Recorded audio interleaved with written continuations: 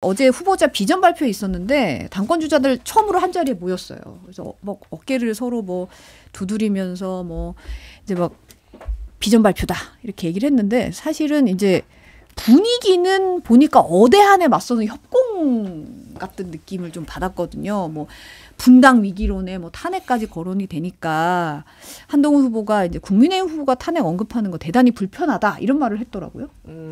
맞습니다. 근데 저는요, 이 국민의힘 전당대회를 보면서 뭐 누가 당대표가 되든지 뭐 저희하고 상관은 없는데 저는 한동훈 그 후보와 원희룡 후보가 참 진짜 정치인이구나. 원희룡 후보 같은 경우는 그 총선 때 그렇게 뭐 어깨동무하고 브로맨스하고 뒤에서 백허그까지 하고 그러면서 뭐 돌덩이 치는데 도와준다고 해서 너무 좋아했던 그 모습이 돌변을 해가지고 이제는 배신자론을 말하더니 뭐 대통령과의 갈등, 그다음에 뭐 한동훈 후보가 되면 이제 뭐 탄핵이 될 수도 있다, 뭐 이런 얘기까지 하는 걸 보면서 정치가 참 무상하구나. 그런데 한동훈 후보도 말로는 되게 젠틀하게 아니 뭐 그런 공격에 대해서 저는 신경 쓰지 않습니다라고 하지만 꼭 말 끝마디에는 짜치다라든지 이런 말을 해요. 그래서 저는 이 국민의힘 전당대회가 본인들은 흥행이라고 하고 있지만 저는 갈등과 혼란으로 가고 있다. 그래서 최근에 윤상현 후보가 했던 말이 제일 와닿더라고요. 한동훈 후보와 원희룡 후보는 당대표가 되어서는 안 된다. 왜냐? 둘 중 누가 되어도 당이 혼란으로 빠질 것이다. 그리고 그들은 어쨌든 민주당에게 진 사람들이 아니냐. 정말 맞는 말이더라고요. 그래서 저는 이 국민의힘 전당대회가 어떻게 될지 모르겠지만 지금 친한과 반한인데 이 세 명이 한동훈 후보를 되게 공격을 하고 있는데 이 수위가 곧 더 거세질 것 같다. 근데 최근에 저는 인요한 의원이 이런 말을 했어요. 한동훈 후보가 쉽게 말해서 머리가 좋아서 뭐든지 혼자 판단하고 혼자 해결을 한다. 소통을 안 한다는 거 아니에요. 그거 상당히 아픈 말이거든요. 그래서 어떻게 보면 대통령과의 배신자 설보다 그런 것들이 사실 이제 당원들에게 한동훈이 되면은 그럴 수가 있겠구나라고 해요. 그래서 처음에는 능력이 없고 정치 초보라는 프레임에서 배신자 프레임으로 가더니 이제 다시 인성 문제로 가고 있어요. 그래서 저는 한동훈 후보의 지지율이 지금이 최고점일 것이다. 그리고 이 고점은 나머지 3명의 후보가 흔들어대면은 곧 떨어질 것이고 1차에 만약에 당대표로 당선이 되지 못한다고 하면 2차에서 간당간당하게 된다고 하면 당대표가 된 다음에도 리더십이 상당히 흔들릴 것이다. 그래서 이렇게 되든 저렇게 되든 국민의힘의 전당대회가 저는 혼란 속으로 빠질 것이다. 그렇게 예상합니다. 혼란 속이다. 저도 이제 어제 비전 발표에 보면 잠깐 사진 아까 나왔던 게 있었는데 네. 그거 뭐 보면 지금 이제 나고 어깨 동무하는 원희룡 후보와 한동훈 후보가 지금 저 사진입니다. 원희룡 후보가 이렇게 손을 딱 얹고 있어요. 네. 네. 한동훈 후보는 제가 저 영상을 쭉 봤는데 좀 부담스러워하는 것 같았거든요. 근데 밑에서 손도 원희룡 후보가 딱 보면 힘줄이 보여요. 꽉 잡고 있습니다. 한동훈 후보 꽉 잡고 있고. 네. 한동훈 후보는 잡긴 잡는데 약간 부담스러워하는 것 같아요. 정치인 그래도 막 웃고 잘 얘기하더라고요. 그래서 네. 정치인 진짜 아무나 하는 게 아니구나. 바로 돌아서면 배신자, 당신이야말로 배신자 아냐? 직역하자면 그런 얘기들을 서로 하는데 저 자리에서는 저 사진에서는 어깨동무를 정말 웃으면서 환하게 할 수 있는 그런 분. 나경원 의원이 약간 실망스러웠던 거는 둘이 막 어깨동무하고 그러니까 한동훈 위원장하고 원희룡 전 장관이 어깨동무 하니까 뭐야 양강구도 티내는 거야? 뭐 이런 식으로 얘기를 해요. 네. 아니 그럼 본인에게 불리한 프레임을 왜 공개된 장소에서 얘기를 하는지 역시 그 애매한 스탠스의 나경원 의원이 여전히 그랬구나. 약간 나이브하셨다. 이런 느낌이 좀 듭니다. 사진에서 보면 원희룡 후보가 계속 어깨에 손을 올리고 있어요. 계속 어깨에 손을 올리고 있죠. 네. 예. 어깨 동무는 제가 볼 때 동무는 아닌 것 같은데 어깨 동무를 계속 했던 모습이 좀 보였습니다.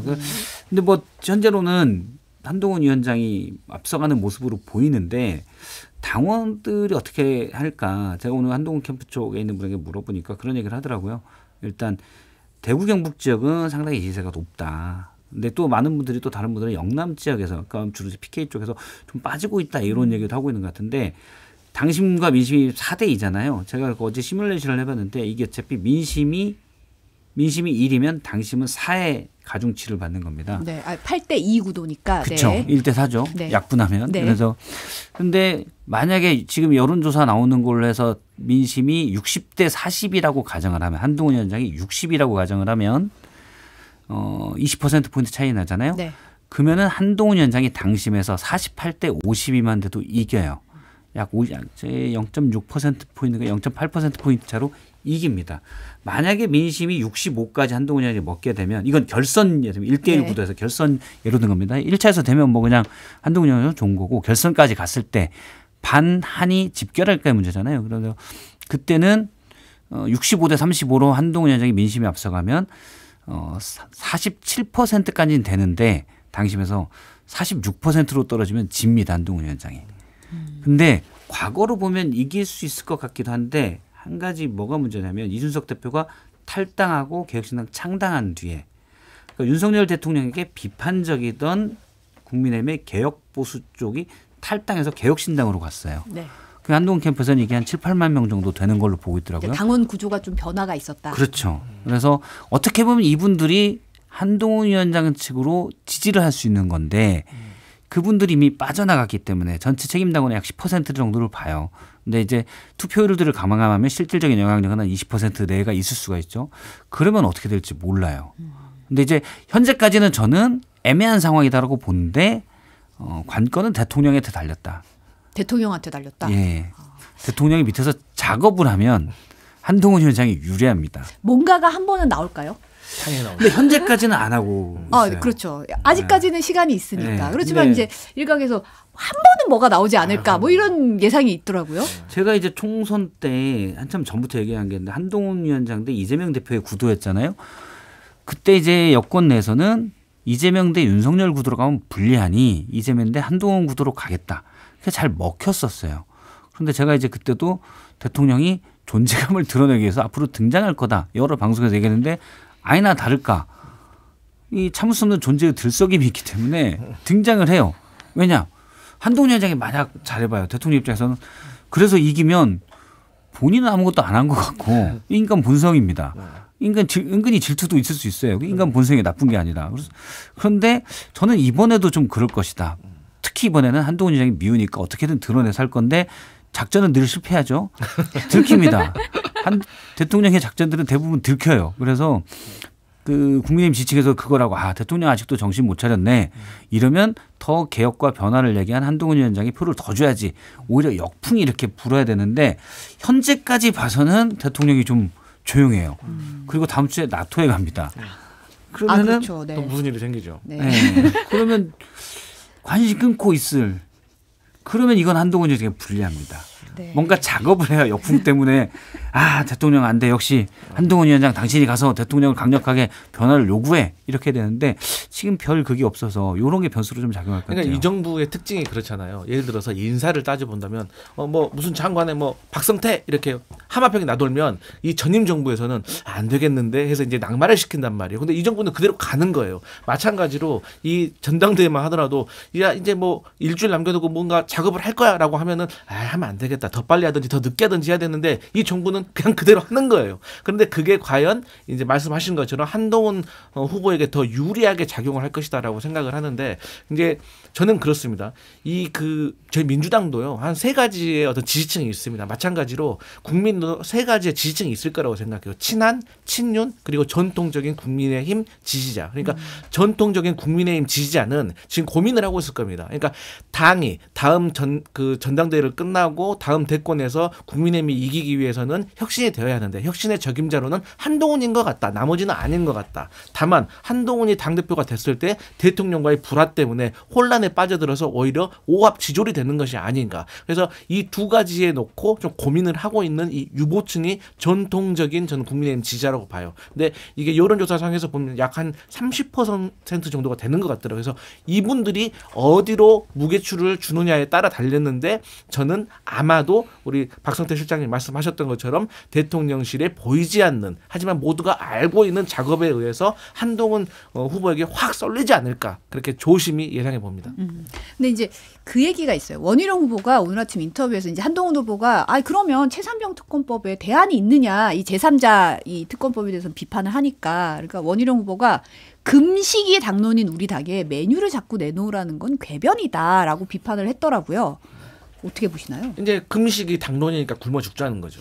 그러니까 저는요 한동훈 후보에 대해서 사실 되게 저평가하는 것도 있지만 높이 평가하는 것도 있습니다. 그 높이 평가하는 게 사실 정치적으로 어떤 잔기술은 좀 있는 것 같아요. 그러니까, 잔기술은 네. 있다. 그러니까 예를 들어서 지금 국민의힘에서 지금 주장하고 있는 선공수처 후 특검은요.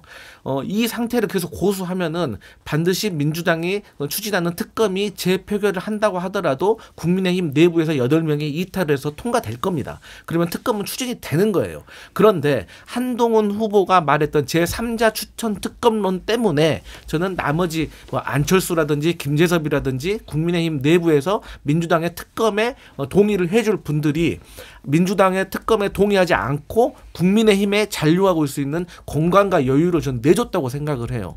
그렇기 때문에 한동훈 후보의 그 특검 안은 물론 이제 대법원장이 한다는 건 말도 안 되는 거고, 하지만 변협 정도는 우리가 받을 수 있다라는 야당에서의 좀 여지를 열어준 거 아닙니까? 사실 야당으로서도 대법원장의 추천은 받을 수가 없지만 변협 정도는 저는 고민을 한번 해본 수 있다고 생각을 해요. 그렇게 되면은 민주당이 만약에 지금 전당대회 중간에 한동훈 후보의 특검이 너희 당론으로 받아들여진다면 우리가 받을게라고 해버린다고 하면 그야말로 전당대회도 확 한동훈에게 쏠릴 수가 있고 앞으로 특검 전국이 어떻게 될지는 모른다, 저는 그런 생각이 듭니다.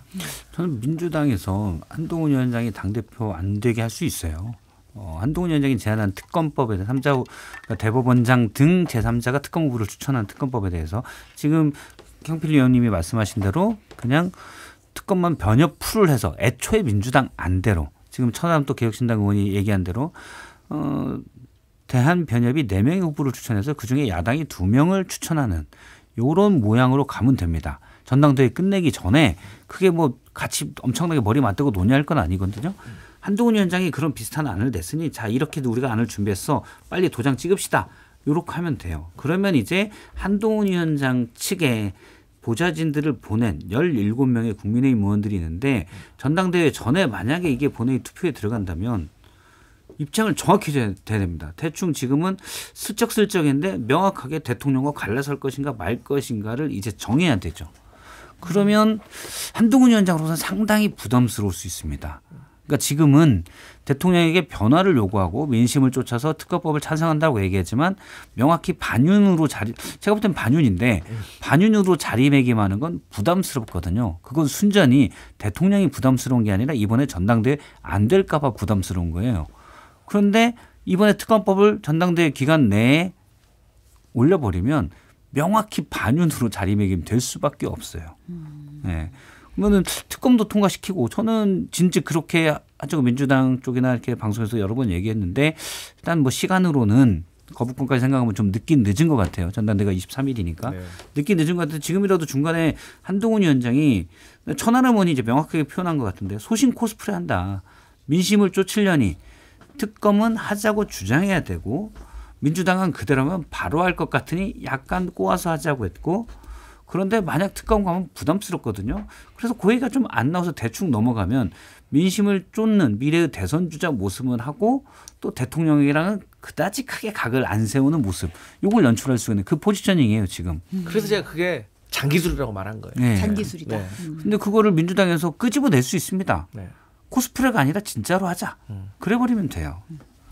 지금 김재원 전 최고위원이 지금 오늘 오후에 나경원 의원이랑 이제 협력 선언한다고 밝혔어요. 대구 서문시장에서. 사실 지금 최고위원 주자들 중에서라든지 이제 캠프에서 보면 이 이제 경상도에 뭐 이런 민심을 좀 아우를 수 있는 후보가 누가 있을까 뭐 이런 얘기가 좀 나왔었잖아요. 요 협력 관계에 대해서 어떻게 보시나요?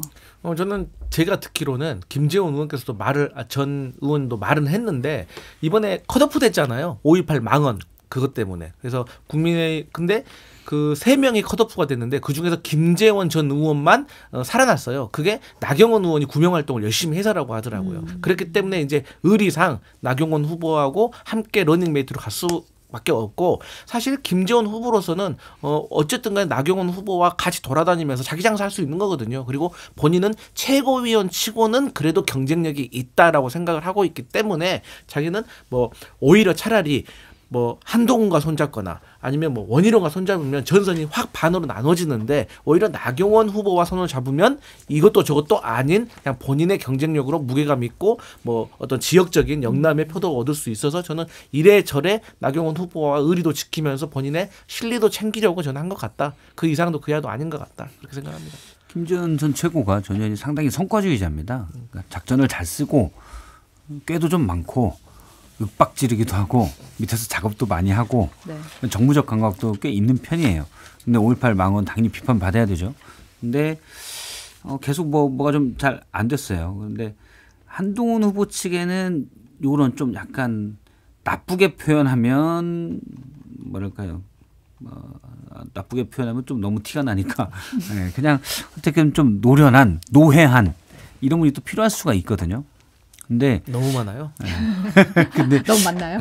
아니 근데 지금 한동훈 후보 측에는 초선 중심이고 재선도 별로 없어서 그런 고민이 좀 있습니다. 그러니까 정치적 내공이 이렇게 많지 않다라는 지적들이 있거든요.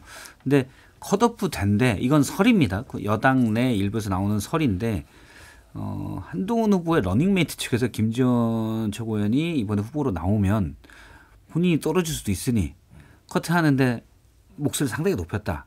이런 얘기가 또 있어요. 아, 그런 소리 또 있군요. 러닝메이트가 일단 그쪽은 2명 있잖아요. 네. 그러니까 그렇죠. 네, 한 명이 되면 어차피 한 명이 안 될 수 있으니까. 네, 여의도 전개에 도는 얘기입니다 지금. 네, 여의도 네. 전개에 도는 얘기입니다. 그리고 그런 얘기했어요. 근데 그거를 이제 나경원 후보가 강력하게 얘기해서 구제해줬다. 그래서 이제 오늘 같이 손잡은 거는 그 예상되는 바다 이렇게 봅니다. 그리고 그 한동훈 후보하고 김재원 후보하고 둘이 코드도 안 맞을 거예요. 사실 안 맞아요. 네, 안 맞을 거예요. 아니 이유한 의원도 아까도 잠깐 얘기했지만 나 원희룡 후보랑은 전화도 잘하고 그러는데 한 위원장이랑은 그렇게 못했다 뭐 이런 얘기 하시더라고요. 근데 요즘에. 저는요 그 인류한 의원도요 무슨 얘기를 할 때 좀 근거가 있어야 되거든요. 그러니까 원희룡을 왜 지지해? 사람이 뭐 좋아요, 지혜로워요. 이게 무슨 말입니까? 그러면은 뭐 그래서 저는 이분은 정말 인지도는 있지만 되게 말실수를 많이 하시기 때문에 저는 한번 사과 한번 칠 것이다. 저는 그렇게 예상해 봅니다. 네. 아니 인터뷰 20개 잡아놓으셨다 그러던데. 그러니까 한동훈 위원장이 아까 저도 뭐 직접 본 적은 없고 주변에 가깝게 같이 일해본 사람도 가깝게 본 사람들 또는 친했던 기자들의 얘기를 쭉 들어서 제가 나름 종합해 보면 글로리에 나오는 하도영 씨 같은 이미지가 좀 있어요. 네. 어떤 느낌인지 딱 오긴 하네요. 네. 네. 근데 전재준이 물어봤던 하도영 씨 이미지가 좀 있어서 네. 네. 그걸 제 좋아하는 사람은 좋아하고 나쁜 사람은 나빠하고 그럴 수 있을 것 같아요.